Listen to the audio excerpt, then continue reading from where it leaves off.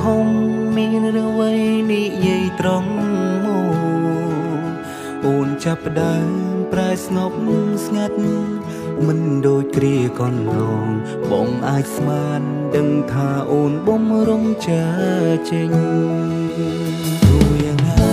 ជុំរើនោះគឺអូនអ្នកជ្រើត្រូវឬខំដឹងច្បាស់បងគ្មានសិនសំដាច់បើអូនយំ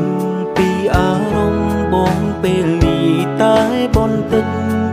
អូនប្រកាសជាដឹងបងឈឺចាប់កំរិតណាគឺបងជាបងដែលត្រូវបាត់បង់រូបអូននឹកអនុសាកន្លងក្បែរបានត្រឹមនេះជួបក្នុងសូបណ្ដាសន្យា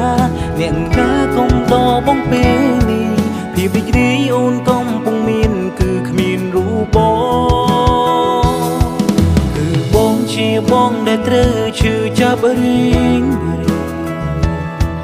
បងគ្មានអន្ធីពលអ្វីអាចខាត់ខាំងអូនថាអូនត្រូវការសេរីភាពអូនថាចង់ធ្វើតាមបេះដូងបងបានត្រឹមប្រើពីងលំលំសម្រាប់ខ្លួនឯង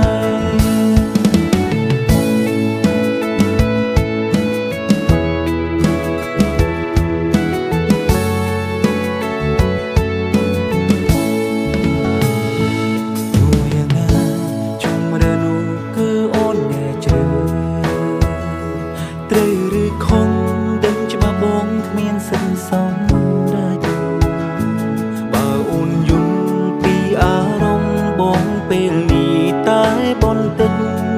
អូនប្រកាសជាដឹងបងឈឺចាប់កំរិតណាគឺបងជាបងដែលត្រូវបាត់បង់រូបអូននឹកអនុសាកន្លងក្បែរបានត្រឹមនេះក្នុងសូបណ្ដាសន្យា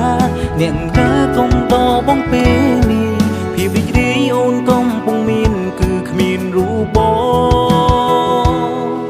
គឺបងជាបងដែលត្រូវឈឺចាប់រៀងបងគ្មានអន្ធីពលអ្វីអាចខាត់ខាំងអូ